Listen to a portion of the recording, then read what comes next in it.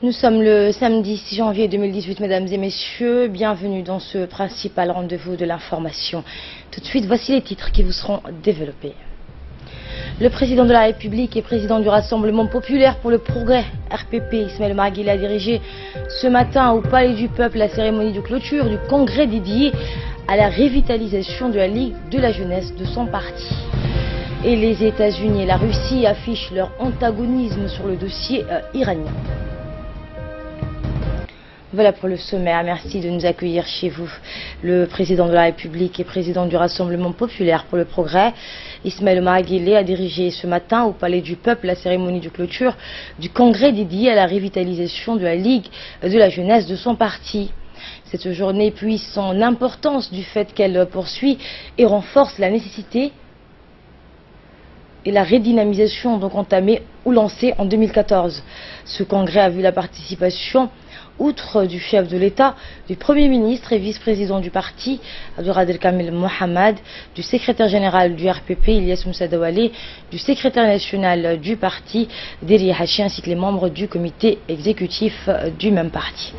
À son arrivée, le président de la République, le président du parti, a été accueilli par le secrétaire général du RPP, le secrétaire national, et il a par la suite donc visité les différents stands exposés. Ce fut également un événement festif animé de bout en bout par les principales troupes artistiques de notre pays.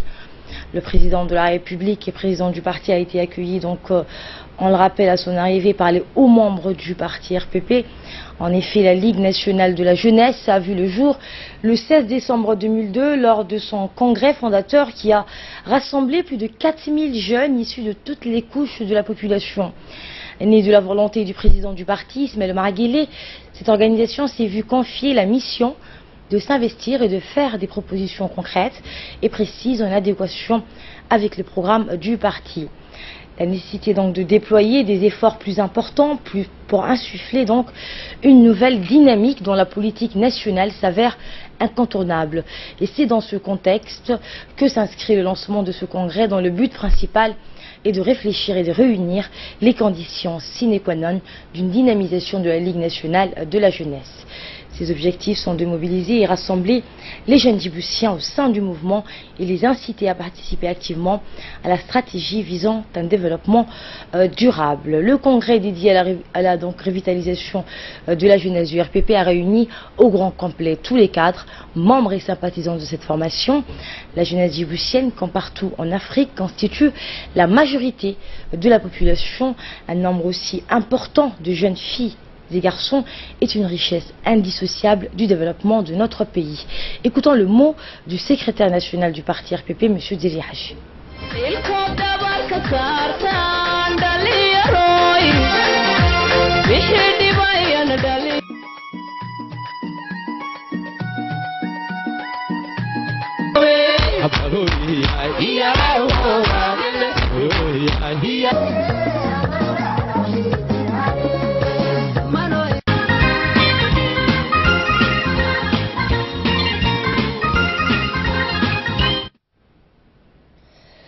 Et le secrétaire donc national du parti RPP, M. Deri Hachi, a par la suite donc présenté les membres du comité de transition de la Ligue nationale de la jeunesse. L'événement qui nous réunit aujourd'hui est l'occasion de redonner de la force à une structure qui a donné des signes d'essoufflement avant de sombrer progressivement dans la léthargie. Cette structure a une histoire déjà assez longue, avec ces péripéties dont le congrès que nous organisons aujourd'hui doit être désormais un élément essentiel.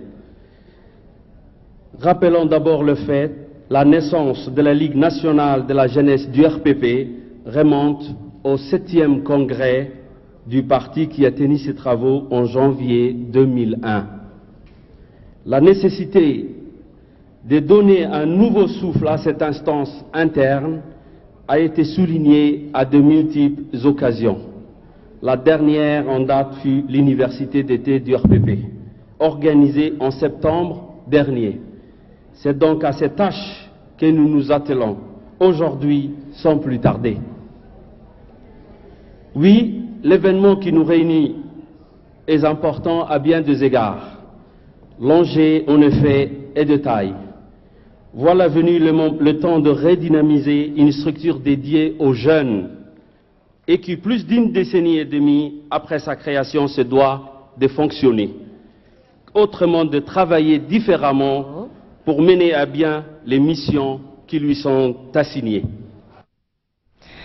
Et le secrétaire général du parti pour le Rassemblement populaire pour le progrès, Ilyes Moussa Doualé, a de son côté indiqué que la Ligue nationale de la jeunesse était une structure fédérale qui avait pour ambition d'œuvrer pour la jeunesse avec le parti.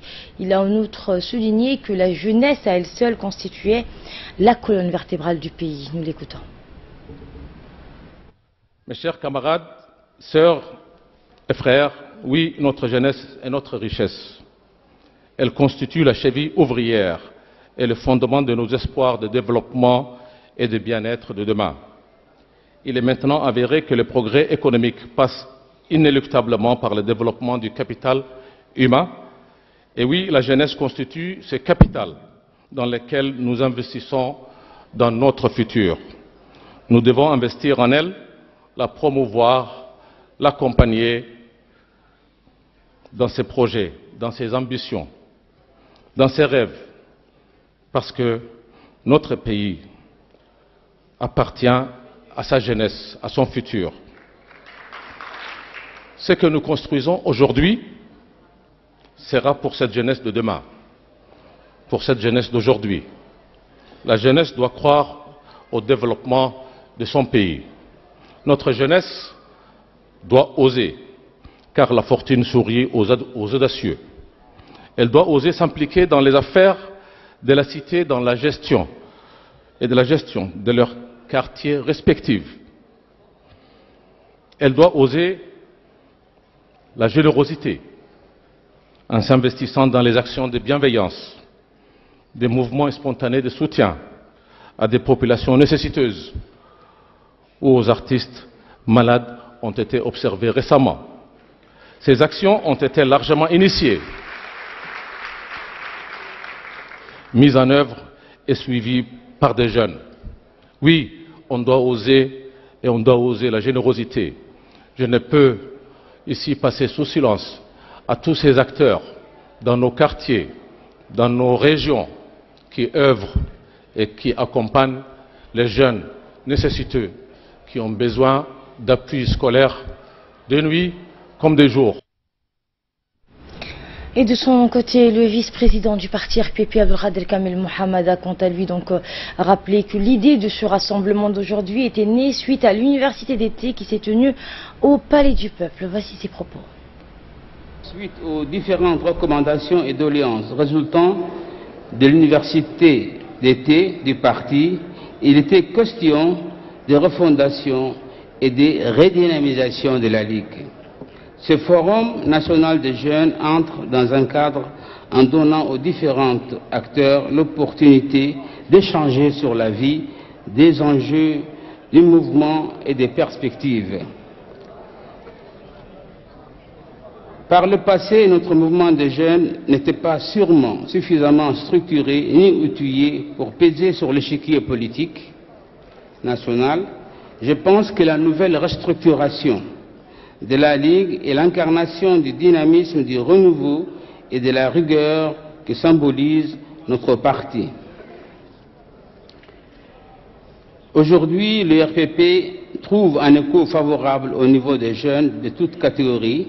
C'est parce que justement sa politique et ses textes fondateurs font du renouvellement de la classe politique dirigeante du pays une cheville ouvrière, un pilier sur lequel repose l'ensemble de l'édifice.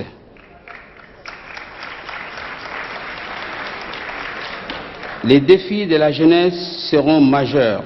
Non seulement nous devrions défendre nos convictions républicaines face aux rancœurs tenaces que suscite encore l'attelage de certains mouvements opposés à nos idéaux, mais aussi nous aurons la lourde charge de nous adresser à des très nombreux jeunes qui n'ont peut-être jamais voté, et nous ne pourrons pas nous contenter simplement de convaincre, nous devons aller encore plus loin. Et au cours d'une allocution faite à la tribune de cet événement, le président de la République a procédé au rappel de la place prépondérante qu'occupe la jeunesse djiboutienne au sein de son programme politique.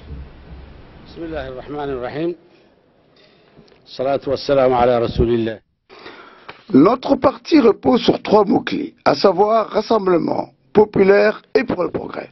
Ce matin, nous parlerons des significations profondes de ces 3 termes clés. Notre parti est né à partir d'un rassemblement populaire. Ce rassemblement lui-même vient d'un regroupement d'hommes et de femmes. Le regroupement est issu d'une préparation de longue haleine. Celui-ci a engendré une unité.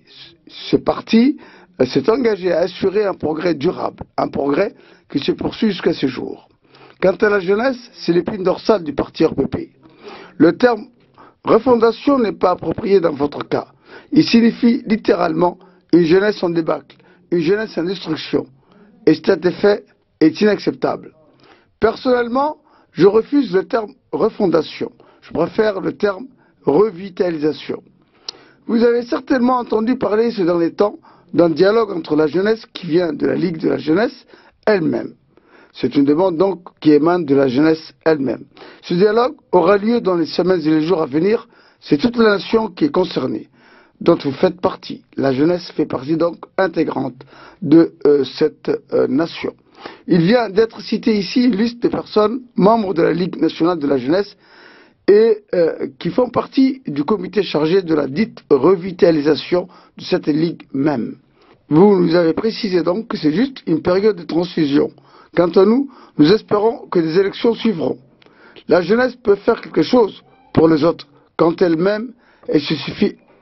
Toute charité bien ordonnée du temps commence par soi-même. La jeunesse doit se poser maintes questions, telles que qu'est-ce que j'entreprends pour ma nation? Qu'est-ce que j'ai fait pour mes compatriotes, pour mes parents, pour les plus nécessiteux de notre peuple? Quel est le niveau de développement de notre pays? Qu'est-ce que mes parents attendent de moi? Qu'est-ce que mon pays attend de moi? Quand une jeunesse est réunie dans un même ensemble, une même unité, elle devient plus forte. Une jeunesse au sein de laquelle règne la confiance, la fraternité, avec un même objectif, qui délaisse le tribalisme, refuse d'écouter ceux qui nous disent « tu es issu de telle ou telle tribu » est une jeunesse idéale. La jeunesse est avant tout à l'avant-garde. Elle était à l'avant-garde durant la période de lutte pour l'indépendance. Elle se doit de rester toujours avant-gardiste. C'est par votre confiance en nous, que nous travaillons et œuvrons pour le progrès de la nation. Grâce à vous, je vais de l'avant. C'est grâce à vous que je gagne en vitalité, courage, espérance et persévérance. Et c'est depuis que vous m'avez porté à la magistrature suprême. Il s'avère qu'il y a eu une période de délaissement, de léthargie. Nous nous devrons de retravailler de nouveau. Hommes et femmes, particulièrement la jeune féminine. La jeune féminine est un support sans faille pour le pays, un soutien, une sorte de bouclier de secours. La jeune féminine a toujours été à l'avant-garde du progrès. Et le chef de l'État a donc dévolu le dernier mot de son intervention, un encouragement aux membres du nouvel comité de transition adopté pour la revitalisation de la Ligue nationale, de la Ligue de la jeunesse du RPP.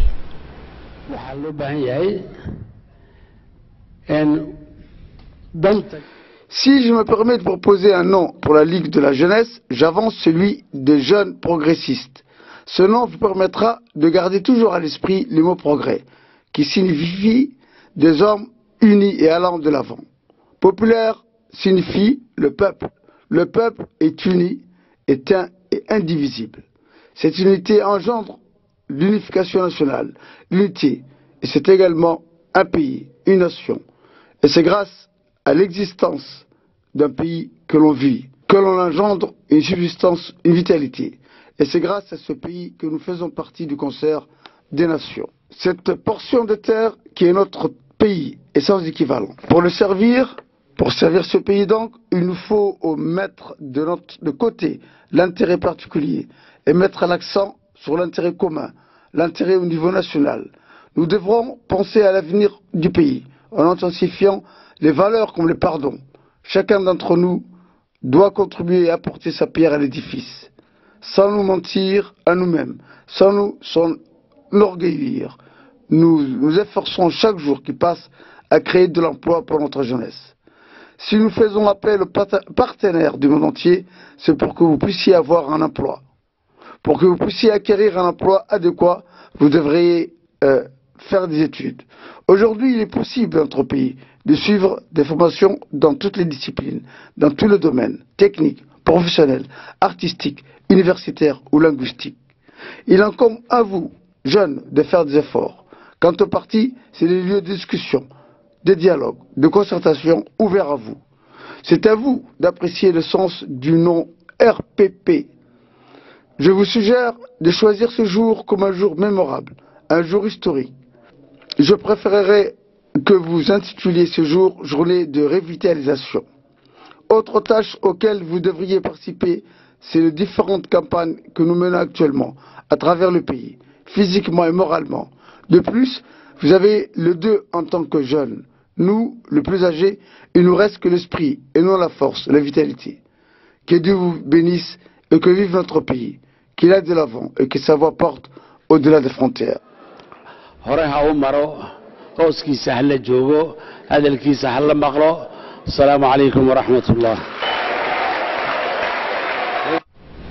C'est ma série de bonsoir. Bonsoir Asma. Alors le chef Bonsoir de l'État, on vient d'entendre donc dans son allocution mis l'accent ou touché dans plusieurs domaines lors de cette cérémonie de clôture du congrès dédié à la revitalisation de la Ligue nationale de la jeunesse. Qu'est-ce qu'on peut retenir sur ce qu'il a dit, donc sur le message qu'il a passé aux jeunes ce matin? Eh bien, Asma, au cours de cette allocution faite à la tribune, cet événement, le chef de l'État a rappelé la place prépondérante qu'occupe la jeunesse djiboutienne au sein de son programme politique. Et notre jeunesse, a-t-il dit, demeure constamment au centre de nos préoccupations. Et il a expliqué que c'est en vue de lui conférer les moyens d'une vie épanouie sur tous les plans que nous battons au quotidien. Le lancement des projets ayant vocation à agir sur la notion de création d'emplois, la mise sur pied des filières d'études et de formation à même de mieux mettre en phase notre jeunesse avec les besoins professionnels du marché. Tout concourt à l'objectif visant à connecter notre jeunesse avec les meilleures conditions pour réussir leur vie, a-t-il poursuivi le chef de l'État. Le président de la République a également profité de cette tribune pour faire part de l'importance attention qu'il accordera au forum du dialogue qui aura lieu très prochainement avec la jeunesse, où toutefois a prévenu qu'il s'agira de l'une des assises ouvertes à toutes les jeunes du pays et non à ceux en provenance seulement du Rassemblement populaire pour le progrès. Le chef de l'État a dévoilé les derniers mots de son intervention en encouragement aux membres du nouvel comité de transition adopté pour la revitalisation de la Ligue de la jeunesse du RPP. Il a expliqué qu'il forme le vœu d'une réussite pour vous dans vos travaux relatifs, a-t-il expliqué, de constitution d'un comité permanent de la Ligue de la jeunesse du parti. Il forme aussi le vœu que, comme à la coutume, la jeunesse et notre parti apportera toute sa contribution à notre formation dans le cadre de sa prochaine échéance politique qui auront lieu dans notre pays. Voilà ce qu'on pouvait retenir du chef de l'État lors du congrès dédié à la revitalisation qui s'est déroulé aujourd'hui au Palais du Peuple. Asma.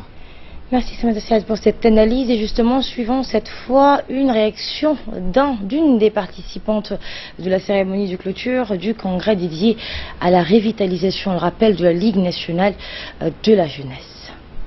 Je suis membre de la comité de Charmossa, précisément je suis vice-présidente de la jeunesse de Balbala. Je représente ainsi l'annexe de Charmossa.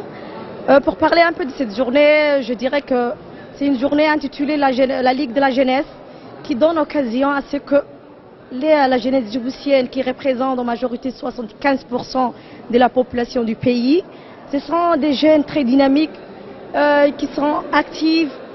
L'armée militaire représente la majeure partie des jeunes. Amisam représente la jeunesse djiboutienne en minorité. Je dirais ainsi que la jeunesse dans ce pays, comment dire, c'est le bol, c'est le cœur du pays. Ainsi, je dirais, Balbala est pour le gouvernement. C'est, comment dire, elle représente la RPP. On sera toujours là pour eux. On sera toujours là pour le président. Dans toute l'affaire, dans tout le travail qu'il nous soumet, on est là.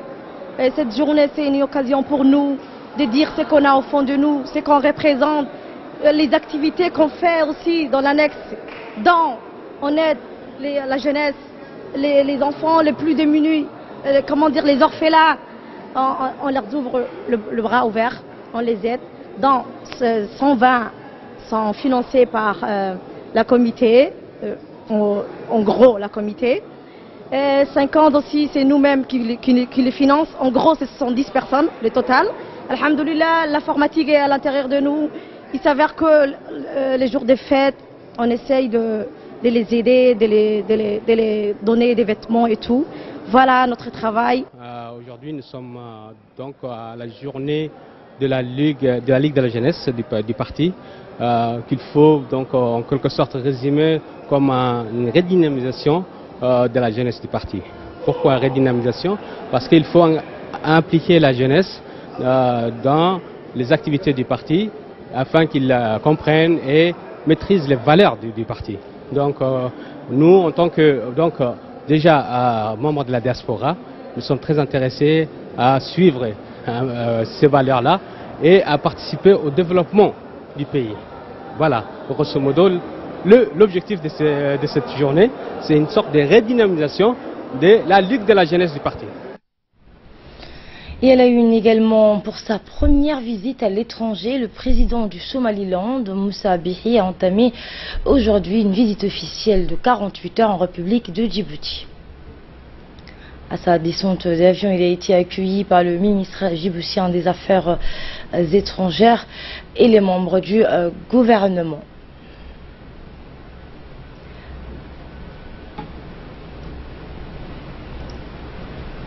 Et par la suite, le président du Somaliland a eu un bref entretien au salon d'honneur de l'aéroport international d'Amboli avec le chef de l'État, Ismaël Omar Guelleh. Donc le président du Somaliland qui a reçu un accueil des plus chaleureux par quelques membres du gouvernement et les officiels du pays.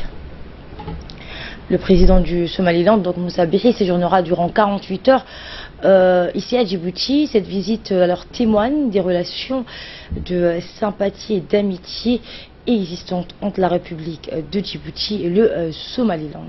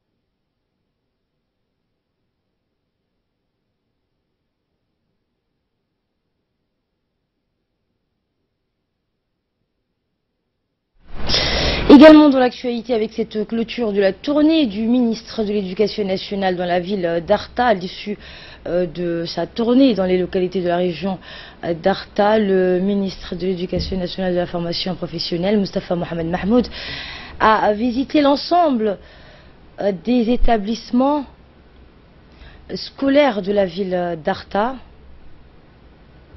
La délégation ministérielle a visité successivement l'école bilingue Al-Hajj Hassan Bled Abtidon, le lycée d'enseignement général et le lycée hôtelier d'Arta. Le ministre et sa délégation ont eu des échanges fructueux avec la communauté éducative et les parents d'élèves ainsi que des figures de la société civile de cette région d'Arta. L'ensemble des questions pédagogiques et administratives mais aussi les activités para- et périscolaires ont été abordées au cours de ces discussions. Les réalisations positives et les mesures allant dans le sens d'une école de qualité ont été applaudies par la communauté éducative. Au lycée d'enseignement général d'Arta, la délégation ministérielle a visité les salles de classe et inspecté le mobilier scolaire, mais aussi la Smart Classroom ou classe intelligente. Puis le ministre de l'Éducation nationale s'est longuement entretenu avec les parents d'élèves et les enseignants. Là, les parents l'ont accueilli et il a écouté les parents et en fin de compte le ministre a fait un compte rendu en disant a fait un compte rendu et le ministre est satisfait de sa tournée dans la région d'Arta aujourd'hui. Voilà, donc la visite a été clôturée en beauté par un déjeuner d'honneur offert par le ministre de l'Éducation nationale au lycée même d'Arta. Le ministre de l'Éducation nationale a mis l'accent sur l'importance de cet organe consultatif qui guide et facilite la prise de décision dans les grandes orientations politiques et stratégiques du ministère de l'Éducation nationale de la formation professionnelle. Également dans l'actualité, sous le haut patronage du ministre du Travail chargé de la réforme de l'administration a été inaugurée une antenne régionale de l'ANIFIP dans le chef-lieu de la région d'Ali Sébié. Après la région de l'Unité dans la matinée d'hier, le ministre du Travail, Hassan Idriss Amrié, s'est rendu dans la ville d'Ali Sébié pour inaugurer donc une antenne locale de l'Agence nationale de l'emploi, de la formation et de l'insertion professionnelle ANIFIP. À Ali Sébié, le ministre était accompagné du directeur de cette agence pour la promotion de l'emploi, Hussein Ismail Aden, et des représentants de l'USAID. L'agence donc américaine pour l'aide au développement a été accueillie chaleureusement au sein du siège du conseil régional par le préfet de la région, Mohamed Bel Assoué, et le président de cette instance régionale de la décentralisation, Omar Ahmed Ouass. Des élus nationaux et régionaux, des chefs coutumiers, des femmes actives de la société civile et des nombreux autres jeunes à cette jogue avaient donc participé également à son accueil. Sur place, le ministre a inauguré des bureaux appartenant à l'ANIFIP qui font partie des locaux du conseil régional. Quelques instants après, le ministre du Travail a tenu une réunion d'information et de vulgarisation des rôles de l'antenne régionale de l'ANIFIP qui vient d'être mis en service. Des personnalités issues de toutes les catégories sociales ont pris part à celle-ci. Le directeur de l'ANIFIP, Hussein Ismail Aden, a annoncé que la cause principale du chômage de nos jeunes est le manque de formation professionnelle. Et pour combler donc cette lacune empêchant l'insertion professionnelle, son agence dispensera prochainement des multiples formations professionnelles à de nombreux jeunes chômeurs dans toutes les régions de l'intérieur. Suivons à présent le mot du représentant de l'USAID. C'est un projet financé par USAID ici à Djibouti et notre partenaire ANIFIP est très important, un partenaire pour nous. Et pour nous c'est très important cette antenne ici à Ali Sébié parce que je sais qu'il y a beaucoup de demandeurs d'emploi ici qui ont besoin de formation et nous avons formé les formateurs déjà et la semaine prochaine on va commencer avec la formation des jeunes demandeurs d'emploi. Et pour nous, c'est un plaisir. La formation, c'est très important. C'est pas seulement la seule chose nécessaire, mais c'est très important de former les jeunes pour préparer pour le marché du travail. Donc, pour nous, c'est un plaisir de partager avec vous l'inauguration de cette centre ici, cette antenne ce matin. Et pour sa part, le ministre du Travail, Hassan Idriss Amrié, a longuement expliqué donc à ses interlocuteurs le rôle promoteur des bureaux de l'ANIFIP pour une lutte efficace du chômage qui accable donc des nombreux jeunes de la région. Après que les jeunes diplômés se sont inscrits en quête d'emploi dans les registres des bureaux, les employés de l'ANIFIP doivent préserver, selon le ministre du Travail, l'égalité de chance face aux emplois déclarés disponibles dans le public comme dans le privé. Ainsi, ceux qui ont déposé leur dossier en premier profiteront également en premier des éventuelles embauches. Ces mots donc sont du ministre du Travail. Dans le reste de l'actualité, l'ambassadeur extraordinaire et plénipotentiaire donc, de la République de Djibouti auprès du Royaume de l'Arabie Saoudite, Sidi Aïdine Saïd Bamakrama, a représenté donc, le gouvernement de Djibouti à la réunion des ambassadeurs et les attachés militaire de la coalition de soutenir la légitimité au Yémen afin de discuter des derniers développements concernant la question yéménite ainsi que la coordination entre les débats de la coalition pour aider le peuple yéménite contre les milices houthis. La réunion a été suivie par une conférence de presse où l'ambassadeur djiboutien a participé aux côtés de l'ambassadeur d'Arabie Saoudite au Yémen. L'ambassadeur du Yémen auprès de l'Arabie Saoudite et le porte-parole de la coalition à la conférence de presse. L'attaché militaire auprès de l'ambassade de Djibouti à Riyad, le colonel Ali Ismaël Egal, a accompagné donc l'ambassadeur durant cette réunion. Et notons donc enfin que les États membres de la coalition sont l'Arabie Saoudite, le Yémen, la République de Djibouti, la Jordanie, les Émirats Arabes Unis, le Soudan, le Sénégal, le Koweït, le Bahreïn, le Pakistan, la Malaisie, l'Égypte et le Maroc. Retour à Djibouti et enfin pour clore l'actualité nationale, les gendarmes stationnés au poste de Lakassal ont de nouveau mené hier une opération de ratissage dans le secteur de l'Aïta et de Amotabissou, avoisinant la banquise du sel et ce dans le cadre de la lutte contre l'immigration clandestine. Au cours de cette opération, les gendarmes ont interpellé 91 migrants clandestins, dont 5 femmes, tous d'origine éthiopienne et désirant se rendre dans les pays du Golfe. Ces migrants ont bénéficié d'une assistance humanitaire en eau et en nourriture par la gendarmerie et à l'issue, ils ont été reconduits aujourd'hui à la frontière du Galilée avec les moyens roulants de la gendarmerie. Et de là, nous passons à ce qui domine l'actualité hors de nos frontières. En Iran, les États-Unis et la Russie affichent leur antagonisme sur le dossier iranien. Ali. Eh bien, vous l'avez dit, le sort de l'Iran divise aux Nations Unies. Le Conseil de sécurité s'est réuni hier à la demande de Washington qui s'oppose à l'accord sur le nucléaire iranien et soutient les manifestations antigouvernementales qui ont éclaté ces derniers jours en Iran. Une position qui reste loin de faire l'unanimité. La France met en garde contre un risque d'instrumentalisation de la situation et appelle à la vigilance sur la question de la liberté d'expression en Iran. La Russie dénonce un problème d'ingérence. Sur les réseaux sociaux, Asma Javad Zarif s'est félicité du revers infligé aux États-Unis dans le Conseil de sécurité des Nations Unies. Des rassemblements pro-gouvernementaux ont été organisés dans plusieurs villes du pays pour le 3e jour consécutif afin de contrer la contestation qui a éclaté il y a une semaine, un soulèvement aux revendications économiques et qui a fait 21 morts. Et à l'étranger, toujours au Canada cette fois, où 2 avions se heurtent sur le tarmac de l'aéroport de Toronto sans faire de victimes à bord. Il s'agit d'un Boeing B737 de la compagnie canadienne WestJet, a été percuté sur le tarmac de l'aéroport Pearson de Toronto avec 174 personnes à bord. C'était dans la soirée d'hier par un appareil de remorquage de la compagnie Sunwing dont l'empennage s'est embrasé. Cet accident est le 2e de ce genre à survenir sur cet aéroport en 5 mois. Un employé des services de secours et d'incendie a été transféré à l'hôpital, mais il n'y a pas d'autres victimes. L'avion de WestJet attendait sur le tarmac de pouvoir débarquer des vacanciers de retour de Cancun au Mexique quand il a été heurté. Des flammes peuvent être observées sur ces images au bout de fuselage du second appareil, sur des images postées sur les réseaux sociaux. L'aéroport de Pearson précise que les conditions météorologiques restent le problème majeur pour les perturbations aériennes signalées hier. Depuis 2 semaines, en effet, Asma, de nombreux retards et annulations de vols sont signalés en Amérique du Nord qui connaît un froid polaire et d'importantes chutes de neige dans l'est du Canada. Merci Ali Abdoulaye pour ces précisions. Voilà, c'est le journal de la rédaction. Merci de votre aimable attention.